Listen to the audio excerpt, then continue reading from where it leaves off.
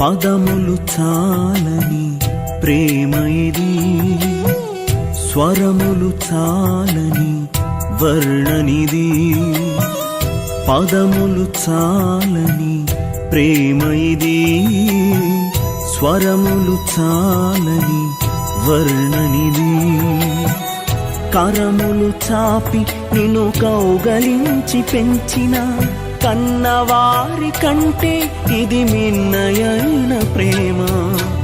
వారిని సహితము కన్న ప్రేమ. ప్రేమ ఇది యేసు ప్రేమ. ప్రేమ ఇది తండ్రి ప్రేమ. ప్రేమ ఇది ప్రాణమిచ్చిన ప్రేమ, కలువరి ప్రేమ. ప్రేమ ఇది యేసు ప్రేమ. ప్రేమ ఇది తండ్రి ప్రేమ. ప్రేమ ఇది ప్రాణమిచ్చిన ప్రేమ, కలువరి ప్రేమ. క్రీస్తునందు ప్రియ దేవుని బిడ్డలారా, మరి ఒక వాక్య భాగం ద్వారా నేను మీ ముందుకు వచ్చి ఉన్నాను. దయచేసి యూట్యూబ్ ఛానల్ ద్వారా ఈ వాక్య సందేశాలు వింటున్నటువంటి మీరు సబ్స్క్రైబ్ చేసుకోండి, షేర్ చేయండి, అలాగే లైక్ చేయండి. ఈరోజు మనం చదువుకున్నటువంటి వాక్య భాగాలు మత్తయి సువార్త 20వ అధ్యాయం 1 నుంచి 16 వచనాలు, పత్రిక పాఠ్యభాగం కొరింథీయులకు రాసిన మొదటి పత్రిక 9వ అధ్యాయం 24వ వచనం నుంచి 10వ అధ్యాయం 5వ వచనం వరకు మనం వాక్య భాగాలు చదువుకున్నాం. సెప్తియగేసిమ ఆదివారం అంటాం. ఈ ఆదివారానికి ఆహ్వానాన్ని మీ అందరికి పలుకుతున్నాను. దేవుడు మిమ్మును మీ కుటుంబాలను దీవించాలని కోరుకుంటున్నాను. ఈరోజు మనం చదువుకున్నటువంటి వాక్య భాగాలలో మనకు ఇవ్వబడినటువంటి అంశం, లేక మనం ఏర్పాటు చేసుకున్నటువంటి అంశం, నీతిమంతులపై కడుపు మంట. మూలవాక్యం మత్తయి సువార్త 20వ అధ్యాయం 15వ వచనం. నాకు ఇష్టము వచ్చినట్టు నా సొంత సొమ్ముతో చేయుట న్యాయము కాదా? నేను మంచివాడినైనందున నీకు కడుపు మంటగా ఉన్నదా అని చెప్పాను. ఈ సమాజం ఎట్లా ఉంటుందంటే, నమ్మకంగా మంచి చేసేటటువంటి బిడ్డలను ఓరవదు ఈ సమాజం. న్యాయం మాట్లాడేవాడిపై కడుపు మండుతుంది. నీతిని గురించి మాట్లాడేవాడిని వ్యర్థునిగా చేయటానికి ఇష్టపడుతుంది ఈ సమాజం. నీతిగా బ్రతకనివ్వటం లేదు ఈ సమాజం. విశ్వాసంతోనూ పరిశుద్ధతతోనూ బ్రతకాలని ఒక వ్యక్తి ఆశపడినా ఆ వ్యక్తిని వెనక్కి లాగుతున్నటువంటి సమాజం నేటి సమాజం. నేడు మనం అనుకుంటున్నాం అనేక టెక్నాలజీస్తో ముందుకు నడుస్తున్నాం. ఎంత టెక్నాలజీ ఎక్కువైందో అంత పాపం ఎక్కువైంది. ప్రేమలు సన్నగిల్లిపోయాయి, ద్వేషాలు ఎక్కువైపోయాయి, అసూయలు ఎక్కువైపోయాయి, ధన సంపద ఎక్కువైపోయింది, మోసాలు ఎక్కువైపోయినాయి. ఒకరిని ఒకరు నిందించుకోవటం, ఒకరికంటే ఒకరు గొప్పవారిగా తలంచుకొని ఎదుటివారిని దూషించేటటువంటి పనులు, మోసగించేటటువంటి పనులు ప్రారంభం అయిపోయినాయి. ఆధునిక జ్ఞానం మనం పొందుకున్నామని అనుకుంటున్నాము, కానీ ప్రేమలు చల్లారిపోయాయి. ఆధునిక జ్ఞానం అంటే ప్రేమలు చల్లారడం, డబ్బు సంపాదించడం, అదే ఆధునిక జ్ఞానం. ఈ దినాల్లో సమాజం ఎలా ఉంది? చాలా సునాయాసంగా మోసాలకు లోనవుతా ఉంది ఈ సమాజం. నీతిమంతునిగా చూడటం లేదు ఈ సమాజం. నీతిమంతుణ్ణి హేళన చేస్తుంది ఈ సమాజం. నీతిమంతుని యొక్క మాటలను కించపరుస్తుంది ఈ సమాజం. ఎగతాళి చేస్తుంది సమాజం, హేళన చేస్తుంది ఈ సమాజం.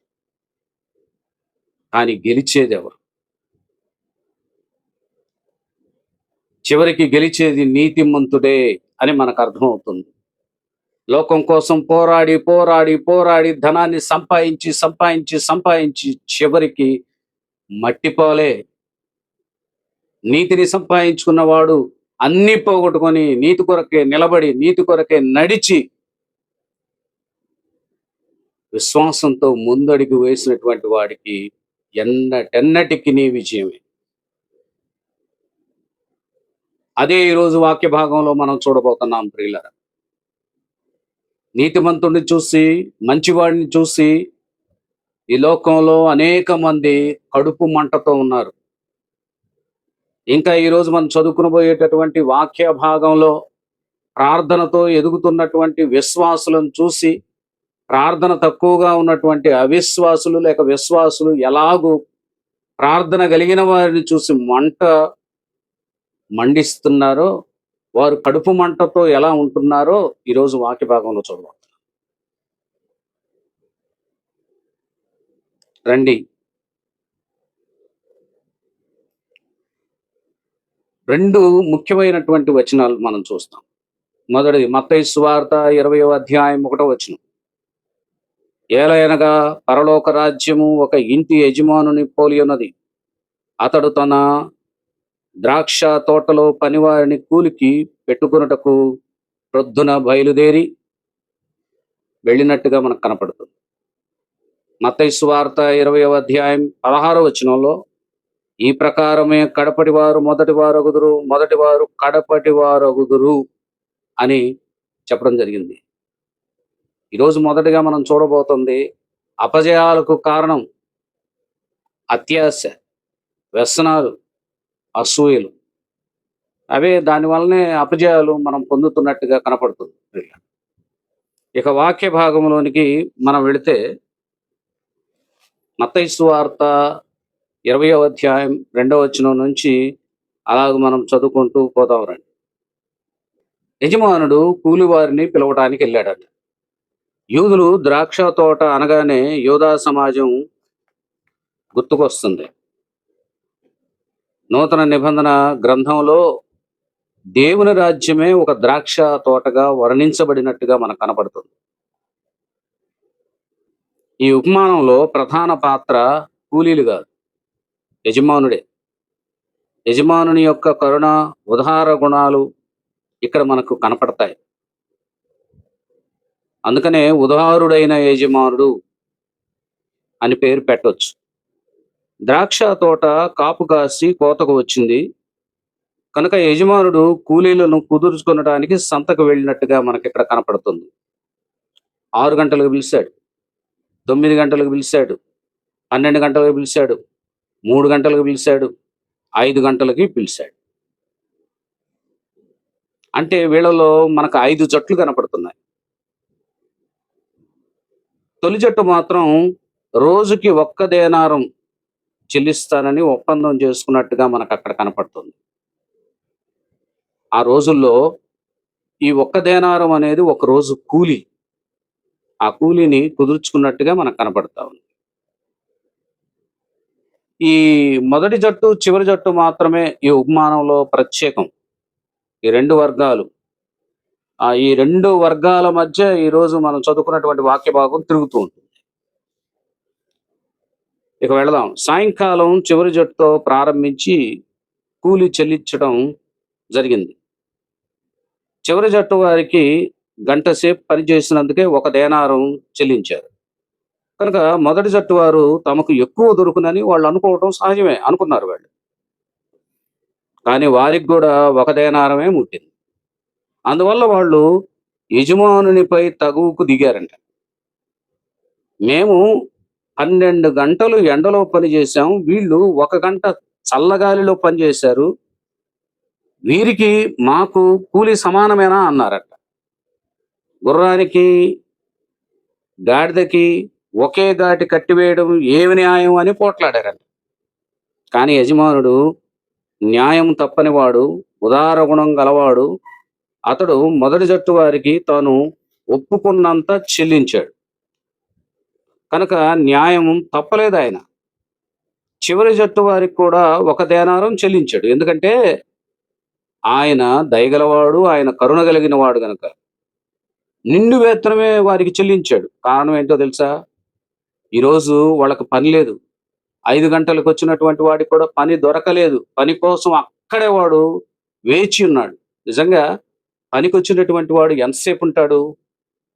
మీరు ఆలోచన చేయండి. ఉదయాన్నే పనికి వెళ్ళేటటువంటి వారు ఉదయాన్నే లేచి సిద్ధపడి 6 గంటలకల్లా పనికి వెళ్తారు. ఇప్పుడు 8 గంటలకు వెళ్తున్నారు. సరే, వీళ్ళంతా ఎక్కడికి వెళ్తారు? సెంటర్‌కి వెళతారు. ఈ ఒక మేస్త్రి కింద పని చేస్తేనేమో ఆ మేస్త్రి పిలుస్తాడు గనక మేస్త్రి కింద పని చేయటానికి వెళ్ళిపోతారు. లేదు అనుకుంటే సెంటర్‌కి వెళ్తారు. కూలీ కోసం వెళతారు. ఎందుకు ఈ కూలికి వెళ్తున్నాడంటే తన భార్య, తన పిల్లలు, తన కుటుంబాన్ని పోషించుకోవటం కోసం వెళ్తాడు. 9 గంటల దాకా వెయిట్ చేస్తే ఎవరు పిలవలేదు. 12 గంటలు దాకా వెయిట్ చేస్తే పిలవల. 3 గంటలు, చివరికి 5 గంటలకు ఎవరు 5 గంటల దాకా అసలు ఎవరన్నా ఉంటారా? 9 దాటే ఇక ఉండరక్కడ. పోనీ 10 గంటల దాకా ఉంటారు. ఇక ఆ తర్వాత ఉంటారా కూలీలు? ఉండరు. కానీ ఇక్కడ గొప్ప విషయం ఏంటంటే 5 గంటల దాకా కూడా వీధిలోనే నుంచొని ఇంకెవరైనా పిలుస్తారని వేచి ఉన్నారే, అది గొప్ప విషయం. చివరిలోనైనా పని దొరుకుతుందేమో. ఎందుకో తెలుసా? ఈరోజు నా భార్య, నా పిల్లలకి నేను భోజనం తీసుకొని వెళ్ళాలి అని ఆశ కలిగిన వాడు, తపన కలిగిన వాడు 5 గంటల దాకా ఉన్నాడు. అది దేవునికి నచ్చింది. యజమానుడు ఏం చేస్తున్నాడంటే, మొదటి వారికి ఎంతైతే ఒప్పందపడ్డాడో, చివరి వచ్చినటువంటి వారికి కూడా అదే కూలి ఇచ్చాడు. యజమానునికి ఇష్టమైంది. ఆయన దయగలవాడు గనక, కరుణ గలవాడు గనక, నేనీ దేనారం ఇస్తేనే అతను ఈరోజు పోషించబడతాడు. తను గాని, తన ఇంటి వారు గాని పోషించబడతారని ఆయన ఆలోచన చేసి ఇచ్చాడు. అది యజమానుని ఇష్టం. ఆయన దయగలిగిన వాడు, జాలి కలిగిన వాడు. నీ కూలి నీకిచ్చాడు. కానీ ఇక్కడ వ్యసన పడుతుంది ఎవరో తెలుసా? మొట్టమొదట కూలికొచ్చిన వారు. వాళ్ళు చివరి నుంచి అంటే చివర వచ్చినటువంటి వారి దగ్గర నుంచి పంచుకుంటా వస్తుంటే వీళ్ళు మనసులో ఏమనుకున్నారంటే మాకు ఎక్కువ దొరుకుద్ది అనుకున్నారు. కానీ వాళ్ళకు దొరికింది కూడా దేనారమే. అందుకని వాళ్ళు కోప్పడుతున్నట్టుగా మనకు కనపడతా ఉంది. ఈ మొదటి జట్టు వారు అంటే మొట్టమొదట పిలువబడినటువంటి వారు అర్థం చేసుకున్నారా? ఎందుకిచ్చాడు అనేది అర్థం చేసుకోవాలి. మాకు దొరుకుద్ది అనుకుంటున్నారు కానీ అర్థం చేసుకోవాల. నిజంగా ఈరోజు వాళ్ళందరూ కూడా అర్ధాకలితో ఉండేవారేమో అలాంటి వాళ్ళకు కూడా ఆకలి తీర్చాడు యజమానుడు అని అనుకోవాలి కదా! ఎవరి స్వార్థం వారిదండి. ఎవరి వ్యసనం వారిది. ఎదుటివారు భోజనం చేయటం కూడా ఇష్టం ఉండనటువంటి వ్యక్తులు చాలా మంది ఉంటారు. మోసాలతోటి, అక్రమాలకు పాల్పడి, మనుషుల్ని నాశనం చేసేటటువంటి వ్యక్తులు, వారి కడుపుని నింపుకోవటం కోసం ఏదైనా చేసేటటువంటి వ్యక్తులు మనకు కనపడతారు. ఈ ఉపమానంలో ఉన్నటువంటి భావం ఏంటి? యజమానుడు పరలోకంలోని తండ్రిని సూచిస్తున్నట్టుగా కనపడుతుంది. ఆ ప్రభువు తన వరాలను నరులకు తన ఇష్టం వచ్చినటువంటి వారికి పంచి ఇచ్చే దేవుడని మనకు కనపడుతుంది. ఆ వరాల మీద మనకి ఏ హక్కు లేదండి. దేవుడు ఉచితంగా ఇచ్చేవేవి. కనుక దేవుడు వారికి ఎక్కువ ఇచ్చాడు, నాకు తక్కువ ఇచ్చాడు అని మనం బాధపడకూడదు. దేవుడు మనకిచ్చిన దాంతో మనం సంతోషించాలి. క్రీస్తు ప్రభువు అగ్రవర్గం వాళ్ళైనటువంటి పరిసయ్యులకు, అట్టడుగు వర్గానికి చెందినటువంటి పాపులకు ఆయన ఇరువురికి కూడా బోధించినట్టుగా మనకి ఇక్కడ వాక్యం చెప్పబడుతుంది. పాపులు కూడా దైవరాజ్యంలోనికి ఆయన చేర్చుకున్నాడు. వారి కోసం కూడా తలుపు తెరిచాడు ఆయన. పరిసయ్యులు ఈ పాపుల మీద గొణుక్కుంటున్నారు. ఇంకా యూదులు మొదట క్రైస్తవ సమాజంలో చేరారు కదా! వారు కూడా గొనుక్కుంటున్నారు. కనుక చివరి చేరిన వారు ఎవరు అనంటే అన్యజాతి వాళ్ళు, గ్రీకులు, రోమన్లు, ఆ ప్రజలు చివర చేరారు. యోధా క్రైస్తవులు ఈ అన్యజాతి క్రైస్తవులను చిన్న చూపు చూడకూడదు అనేటటువంటి భావంతో ఈ ఉపమానం చెప్పినట్టుగా మనకు కనపడుతుంది. దేవుడు కరుణామయుడు గనక అందరికీ అర్హతనిస్తాడు అని. మేము మొట్టమొదటి నుంచి క్రైస్తవులుగా ఉన్నాం. ఈరోజు ఈ అన్యజాతి వాళ్ళు వీళ్ళొచ్చారు అని అనుకోవద్దు అని అంటున్నాడు. కానీ మొట్టమొదటి నుంచి ఉన్నటువంటి నీవు విశ్వాసాన్ని పెంచుకోకుండా అసూయను, ద్వేషాన్ని పెంచుకున్నావు. ఇతరులను ప్రేమించటం కంటే ముఖ్యంగా ద్వేషించటం ప్రారంభించావు. అందుకనే దేవుడు ఏం చెప్తున్నాడంటే ఇక్కడ మొదటివారు కడపడివారు, కడపడివారు మొదటివారు అని చెప్పాడు. దేవుడు అందరినీ చేర్చుకుంటాడు. నువ్వు అసూయ పెడితే ఎట్లా? రాని, వాళ్ళను కూడా రాని. చివరిగా వచ్చింది 5 గంటలకు వచ్చింది ఎవరు అని అంటే అన్యజాతి ప్రజలు. వారు విశ్వాసంతో వచ్చారు. నువ్వు మొట్టమొదటి నుంచి విశ్వాసంలో ఉండి కూడా వ్యసనం తొలగించుకోవాలి. అందుకని ఇక్కడ ధనవంతుడిని గురించినటువంటి మాట చెప్పబడింది. మార్కు సువార్త 10వ అధ్యాయం 25వ వచనం. ధనవంతుడు దేవుని రాజ్యంలో ప్రవేశించుట కంటే ఒంటె సూది బెజ్జంలో దూరుట సులభము. ఎంత కఠినమైన మాట చూడండి. నీకు విశ్వాసం ఉందండి, నీకు నమ్మకం ఉంది, నువ్వు మొట్టమొదటి నుంచి క్రైస్తవుడివే, దేవుని వల్లనే సంపాదించుకున్నావు, కానీ ప్రేమ నీలో లేదు. అందుకని నువ్వు కడపటివాడివయ్యావు. మొదటిగా సంఘంలో చేరి కడపటివాడివయ్యావు. మార్కు సువార్త 10వ అధ్యాయం 26-27 వచనాలు చదివితే, అందుకు వారు అత్యధికముగా ఆశ్చర్యపడు అట్లయితే ఎవడు రక్షణ పొందగలడని ఆయన అడిగిరి. యేసు వారిని చూచి, ఇది మనుషులకు అసాధ్యమే గాని దేవునికి అసాధ్యము కాదు, దేవునికి సమస్తమును సాధ్యమే అని. అండి, నేను ఎప్పుడో పూర్వం నుంచి సంఘంలో ఉన్నాను, నేను పుట్టుకతోనే క్రైస్తవుడిగా ఉన్నాను అని నువ్వు పాపం చేస్తే ఎట్లా అండి? వ్యసన పడితే ఎట్లా అండి? నువ్వు గొప్ప చెప్పుకుంటే ఎట్లా? నువ్వు పుట్టుకతో క్రైస్తవుడిగా ఉండటం కంటే ప్రాముఖ్యమైంది నువ్వు పుట్టుకతో ప్రేమామయుడివై ఉండాలి, దయగలిగిన వాడివై ఉండాలి, కనికరమ కలిగిన వాడివై ఉండాలి, పాపిని చేర్చుకొనదగిన వాడివై ఉండాలి. నేను ఎలాగూ రక్షించబడ్డానో అనేకులు రక్షించబడాలనేటటువంటి మనస్సాక్షి కలిగినటువంటి వాడివై ఉండాలి. అంతేగాని విశ్వాసులు అని చెప్పుకొని వ్యసన పడితే ఎట్లా? చాలా మంది సంఘాలలో మనం చూస్తాం, వ్యసనాలు ఎక్కువ ఉంటాయి. నేను మొట్టమొదటి నుంచి ఇక్కడ ఉన్నవాడిని, నన్ను పొగడలేదు పాస్టర్ గారు అని చెప్పుకునేటటువంటి వారు ఉంటారు. నన్ను గురించి చెప్పట్లేదే అనుకునేవాడు ఉంటారు. నిన్నగాక మొన్న వచ్చినటువంటి వాటి గురించి ఎక్కువ పొగుడుతున్నాడు, ఎక్కువ చెప్తున్నాడు అని. చూడండి, సంఘంలో కొత్తగా చేరినటువంటి వ్యక్తులను గౌరవించండి, చేర్చుకోండి. ఇక్కడ అదే గొప్పతనం అని దేవుడు చెప్తున్నాడు. పరలోక రాజ్యం అప్పుడు మీకు దొరుకుతుంది, మీరు స్వతంత్రించుకుంటారు అని చెప్తున్నాడు. ఇక రెండవదిగా మనం చూస్తే కొరింథీయులకు రాసినటువంటి మొదటి పత్రిక 9వ అధ్యాయం 24వ వచనం నుంచి 10వ అధ్యాయం 5వ వచనం వరకు మనం చదువుకున్నాం. గెలుపొందిన వానికే బహుమాన కిరీటం అని చెప్పబడింది. చూడండి, ఇక్కడ వచనానికి మిమ్మల్ని తీసుకెళ్తాను. 24వ వచనం 25వ వచనం చదువుతా. పందెపు రంగమందు పరిగెత్తు వారందరూ పరిగెత్తుదురు గాని ఒక్కడే బహుమానం పొందునని మీకు తెలియదా? అటువలే మీరు బహుమానం పొందునట్లుగా పరిగెత్తుడి. మరియు పందెమందు పోరాడు ప్రతివాడు అన్ని విషయముల యందు మితముగా ఉండును. మీరు క్షయమగు కిరీటమును పొందుటకును, మనమైతే అక్షయమగు కిరీటమును పొందుటకును మితముగా ఉన్నాము. మీరు గెలుపొందటానికి ప్రయత్నం చేయండి, పరిగెత్తండి. సేవలో మీరు అనేకులను చేర్చుకొనడానికి పరిగెత్తండి. అనేక మంది పాపులు నశించిపోతున్నారు, నశించిపోయేటటువంటి వారిని రక్షించండి. దేవుడు అది మనకు పెట్టిన బాధ్యత. అంతేగాని నశించిపోయే వారిని ద్వేషించటం కాదు. ఇక్కడ అన్యజాతులు అంటే ఎవరో తెలుసా? క్రైస్తవుల్లోనే క్రీస్తుని ఎరుగునటువంటి వారు. అనేక మంది క్రైస్తవులు క్రీస్తుకు తిరగబడుతున్నటువంటి వారు, వీళ్ళు అన్యజాతులండి. దేవుని నామం పేరట క్రైస్తవులుగానే ఉన్నారు కానీ ప్రార్థన లేదు, విశ్వాసం లేదు, నమ్మకం లేదు, దేవుడు చెప్పినట్టుగా వీళ్ళు నడుచుకోవడం లేదు. అందుకని వాళ్ళని మంచి మనస్సు కలిగిన వారిగా చేయమని దేవుడు చెప్తున్నాడు. మంచి మనస్సేనండి మనకు కావాల్సింది, మంచి హృదయం, మంచి తలంపులు మనకు కావాలి. నిర్గమకాండం 17వ అధ్యాయం 11వ వచనం చదువుతాను. మోషే తన చెయ్యి పైకెత్తినప్పుడు ఇశ్రాయేలు గెలిచిరి, మోషే తన చెయ్యి దింపినప్పుడు అమాలేకీలు గెలిచిరి.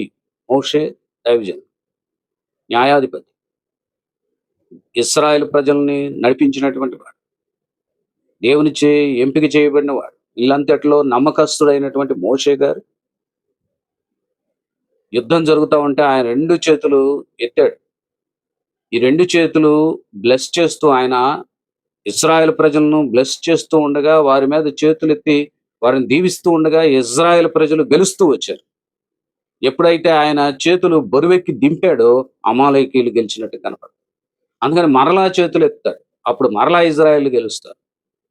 ప్రియులారా, ఎందుకంటే యాజకుని యొక్క హస్తాలు దీవించడానికే. దేవుడు ఆ హస్తాల్లో దీవెనలు ఉంచాడు కనుక ఇతరులను బ్లెస్ చేయమని కోరుకుంటుంది, ఇతరులను దీవించమని కోరుకుంటుంది. మోషే అలాగున తన చేతులు రెండు ఎత్తి పట్టుకున్నప్పుడు ఇశ్రాయేలు గెలుపొందారు, విజయం సాధించారు. మనకు కూడా మన జీవితంలో ఆశీర్వాదాలతో కూడినటువంటి బ్లెస్సింగ్స్ మనం అందుకొని విజేతలుగా నిలబడాలి. దేనికి విజేతలుగా? ఈ లోకంలో విజేతలుగా, పరలోకంలో మనం విజేతలుగా, పరలోకానికి మనం చేరే హక్కుదారులంగా నిలబడాలి. అందుకనే గురి యొద్దకు పరిగెత్తండి అని చెప్తున్నాడు. కనుక భ్రష్టులైపోవడానికి మనం ప్రయత్నం చేయొద్దు కానీ మనం రక్షించబడాలి. అందుకనే కదా యేసుక్రీస్తు ప్రభు మన నిమిత్తం నలగొట్టబడింది. కనుక ఆయన శరీరంలో మనం రక్షణ పొందాలి అనేటటువంటి విషయాన్ని ఇక్కడ తెలియజేస్తా ఉన్నాడు. ఇంకా కొరింథీయులకు రాసినటువంటి మొదటి పత్రిక 10వ అధ్యాయం 1వ వచనంలో అంటాడు, సహోదరులారా, ఈ సంగతి మీకు తెలియకుండా నాకు ఇష్టం లేదు. అదేమనగా మన పితరులందరూ మేఘము క్రింద నుండి వారందరూ సముద్రంలో నడిచిపోయారు. అందరూ మోషేను బట్టి మేఘముల్లోనూ సముద్రముల్లోనూ బాప్తిస్మం పొందిరి. అందరూ ఆత్మ సంబంధమైన ఒకే ఆహారం భుజించిరి. అందరూ ఆత్మ సంబంధమైన ఒకే పానీయమును పానము చేసిరి. ఎలయనగా తమను వెంబడించిన ఆత్మ సంబంధమైన బండలోనిది త్రాగిరి. ఆ బండ క్రీస్తే. అయితే వారిలో ఎక్కువ మంది దేవునికి ఇష్టలుగా ఉండకపోయిరి కనుక అరణ్యంలో సంహరింపబడిరి అని చెప్తున్నారు. నిజమే, ఇశ్రాయేలు ప్రజలందరూ ఒకే ఆహారం ఒకే నీరు త్రాగారు. నిర్గమాకాండం 16వ అధ్యాయం 35వ వచనానికి వెళదామండి. ఇశ్రాయేలు నివసింపవలసిన దేశమునకు తాము వచ్చి 40 ఏండ్లు మన్నానే తినుచుండిరి. వారు కానాను దేశపు పొలిమేరలు చేరు వరకు మన్నా తినిరి. 40 సంవత్సరాలు తిన్నారని మన్నా. దేవుడు 40 సంవత్సరాలు వారి కోసం మన్నాను కురిపించాడు. ఒకే ఆహారం తిన్నారు, రకరకాలు తినలేదు వాళ్ళు. నిర్గమాకాండం 17వ అధ్యాయం 6వ వచనంలో, ఇదిగో అక్కడ హోరేబులో బండ మీద నేను నీకు ఎదురుగా నిలిచెదను. నీవు ఆ బండను కొట్టగా ప్రజలు త్రాగుటకు దానిలో నుండి నీళ్లు బయలుదేరునని మోషేతో సెలవీయగా, మోషే ఇశ్రాయేళ్ల పెద్దల కన్నుల ఎత్త అట్లు చేశాను. ఆ నీళ్లు తాగారండి వాళ్ళు. బండను కొడితే ఆ బండ నుండి వచ్చినటువంటి నీళ్ళే అందరూ తాగారు. అందుకని ఇక్కడ అంటున్నాడు, అందరూ ఒకే ఆహారం తిన్నారు, అందరూ ఒకే పానీయం వారు తీసుకున్నారు. అందరూ సమానులే దేవుని యొక్క దృష్టిలో, కానీ వేళల్లో వ్యతిరేకతలు ఉన్నాయి. అందుకని అపోస్తులైనటువంటి పౌలు కూడా, ఆయన గారు కూడా ఏమని చెప్తున్నాడంటే, మనమందరం ఒకే బాప్తిస్మం పొందాం, మనకెందుకు ద్వేషాలు అని చెప్తున్నాడు. మనమందరం ఒకే ఆత్మను పొందుకున్నాం, ఎందుకు మనకు ద్వేషాలు, నేను గొప్ప అనేటటువంటి మాటలు మనకెందుకు, కడుపు మంట మనకెందుకు అంటున్నాడు. ఒక విశ్వాసి మరొక విశ్వాసి యొక్క ఎదుగుదలను చూసి కడుపు మండటం ఎందుకు? కడుపు మంటను పోగొట్టుకోవాలి. ద్వేషం, అసూయ విడిచిపెట్టాలి. ఒకరు విశ్వాసంతో ఎదుగుతుంటే, మరొకరు ప్రార్థనలో బలపడుతుంటే ప్రోత్సహించు. వారు అణగారిపోయేటట్టుగా నిందించవద్దని చెప్తున్నాడు. ఈ రోజుల్లో నిందలు ఎక్కువైపోయి, కాపరి దగ్గరికి ఎవరైనా వెళితే కాపరికి వారికి ఏం సంబంధం అనేటటువంటి నిందలు విశ్వాసుల్లోనే ప్రారంభమైంది. ఒక స్త్రీ తనకు వచ్చిన క్యాన్సర్ని బట్టి ప్రార్థన చేయించుకుని వెళ్తా ఉంటుంది. అయితే విశ్వాసులకు ఉండే చెడ్డ గుణాలు, చెడ్డ ఆలోచనలు ఎంత భయంకరమైనవి ఆలోచన చేయండి. వ్యతిరేకమైనటువంటి మాటలు, భయంకరమైనటువంటి ఆలోచనలు మీ మనసును చెడగొడుతున్నాయి, మీ ఆత్మను చెడగొడుతున్నాయని ఈరోజు దేవుని యొక్క వాక్యం సెలవిస్తా ఉంది. అందుకనే మీరు కడపటి వారయ్యారు. మొదట వచ్చినప్పుడు మీ పరిస్థితి బాగానే ఉంది, కానీ మీరు చివరిగా విశ్వాసాన్ని పెంచుకొని ఆత్మీయులుగా ఎదగాల్సినటువంటి మీరు ఎదగకుండా అసూయ ద్వేషాలతో నిందించే వ్యక్తులుగా మీరు అయిపోయారు. చివరిగా వచ్చినటువంటి వారు మొదటి వారు. ఎందుకంటే వారు విశ్వాసంతో వచ్చారు, విశ్వాసంలో ఎదగాలని వచ్చారు, రక్షణ కోసం వచ్చారు, రక్షించబడాలి, పరలోక రాజ్యం చేరాలి. అదే వారి ఊసు, వారి ధ్యాస, వారి కోరిక. అందుకనే వారు చేరుతున్నారని ప్రభు ఇక్కడ చెప్తున్నాడు. మరి నీ సంగతి ఏంటి? అసూయతో ఉంటున్నావా? ద్వేషంతో ఉంటున్నావా? కాపరి దగ్గర ప్రార్థన చేయించుకోవడానికి ఇష్టం లేకుండా ఉన్నావా? కాపరంటే మేము జీతం ఇచ్చి పోషిస్తున్నాము కనుక మేము చెప్పినట్టుగా వినాలి, మేము అతన్ని ఒక కూలివానిగా పెట్టుకున్నామని అనుకుంటున్నావా? కాపరంటే ఆశీర్వదించే దైవజనుడు, నీ కుటుంబం కోసం ప్రార్థన చేసే దైవజనుడు, నీ మార్పు కోసం, నీ పద్ధతి మార్చటం కోసం, నువ్వు మంచి విధానంలోనికి రావటం కోసం, నీ చెడు లక్షణాలన్నీ తొలగించటం కోసం, నీకు దేవుని యొక్క రాజ్యంలో అర్హత లభించటం కోసం ప్రార్థించేవాడే కాపరి. రకరకాలు ఉంటాయండి సమస్యలు. సంఘంలోనే వ్యక్తులు రకరకాలు ఉంటారు, రకరకాల అనారోగ్య పరిస్థితులు ఉంటారు. వాటన్నిటిని అర్థం చేసుకోవాలి కానీ పాస్టర్ గారి దగ్గరికి, వారి ఇంటి దగ్గరకు పోయి వారి ఇంటి దగ్గర వారు ప్రార్థన చేయించుకోవడానికి తరచుగా వెళ్ళినప్పుడు నువ్వు నిందిస్తున్నావు అంటే నువ్వు కడపటి వాడివే. దైవజనం దగ్గర పోయి అక్కడే ఉంటే మా రోగాలు పోతాయేమోనని అక్కడ కొంతమంది అలాగ ఉన్నప్పుడు వారిని నెట్టివేయకుండా ఆ కాపరి చేర్చుకొని వారికి ఆశ్రయం ఇచ్చి వారిని చూసినప్పుడు అది దైవజనుడికి ఆశీర్వాదం. అలా దైవజనుడి దగ్గరకు పోయినటువంటి వారిని నిందిస్తే నువ్వు కడపటి వాడివి. నీ దగ్గరికి ఆశ్రయం కోరి వచ్చినటువంటి వారిని కాపరి నెట్టివేస్తే నీవు కడపటి వాడివే. అది ఇక్కడ ఉద్దేశం. అందుకని కడుపు మంటలు వద్దండి. పాస్టర్ గారు మాకు పెట్టడు కానీ వాళ్ళకు పెడతాడనే కడుపు మంట కొంతమంది. పాస్టర్ గారు వాళ్ళతో బాగా మాకుతో బాగా మాట్లాడడానికి కడుపు మంట మరికొంతమంది. పాస్టర్ గారు కూడా అందరితో బాగుండాలి, అందరి కోసం ప్రార్థన చేయాలి. ధనం కలిగిన వారి కోసం ప్రార్థన చేసి ధనహీనుల కోసం ప్రార్థన చేయకుండా ఉంటే ఎట్లా? ధనం కలిగిన వారిని ప్రేమించి ధనహీనులను ప్రేమించుకుంటా ఉంటే ఎట్లా? ఉదార స్వభావం ఏది? కరుణ, దయ, జాలి ఏది? ఈరోజు వాక్య భాగం మనకు అలాగూ తెలియజేస్తావు. కనుక నువ్వే స్థితిలో ఉన్నావు?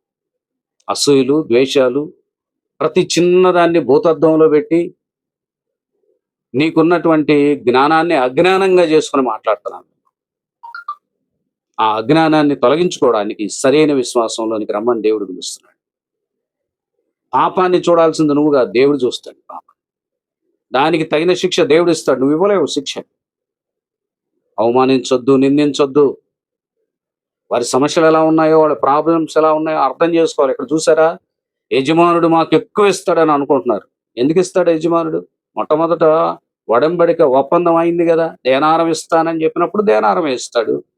చివరి వచ్చిన వాడికి దేనారం ఇచ్చాడు, ఆయనకి ఇష్టమైంది ఇచ్చాడు. నువ్వు అసూయపడి నువ్వు ఆయన మీద తగ్గు పెట్టుకుంటే ఎట్లా? క్రైస్తవ విశ్వాసులారా, మీ తోటి విశ్వాసులను ప్రేమించండి. ఈరోజు ద్వేషాలు ఎక్కువైపోయినాయి క్రైస్తవుల్లో, విశ్వాసుల్లోనే ద్వేషాలు ఎక్కువైపోయినాయి, కాపర్లో ద్వేషాలు ఎక్కువైపోయినాయి. దేవుడు అదే చెప్తున్నాడు ఇక్కడ, మీ ద్వేషాలను మీరు తొలగించుకోండి, మీ అసూయ తొలగించుకోండి. దేవుడు చెప్పినట్టుగా నడిస్తే దేవుని యొక్క రాజ్యం చేరటం చాలా సులభం. పేతురు అడిగాడు, ఎవరు చేరతారు ప్రభు అలాగైతే రాజ్యంలోనికి? నా నిమిత్తమై సమస్తమును విడిచిపెట్టినటువంటి వారిని నేను తప్పకుండా నా సన్నిధిలో చేర్చుకుంటానని యేసుక్రీస్తు ప్రభు జవాబిస్తాడు. ఆ రాజ్యం నీకు దక్కాలంటే నువ్వు ప్రతిదీ కూడా జీవం కలిగినటువంటి చూపుతో చూడాలి. నీ మాట, నీ చూపు పరిశుద్ధంగా ఉండాలి. అంతేగాని ప్రతిదీ విమర్శనాత్మకంగా చూసుకొని ప్రతిదీ అక్కడ మంచి జరిగిన చెడుగా మాట్లాడుకుంటే శాపం తప్పదు, శిక్ష తప్పదు. అంటే ఆ శిక్ష నుండి విడిపించబడదాం, రక్షణ పొందుకుందాం. అట్టి రక్షణ పొందుకోవడానికి మనలో ఉన్న కడుపు మంటను తొలగించుకుందాం, నమ్మకంగా జీవిద్దాం. అలాగూ జీవించటానికి ప్రభు తన కృపను మీ మీద ఉంచి నడిపించును గాక. ఆమేన్.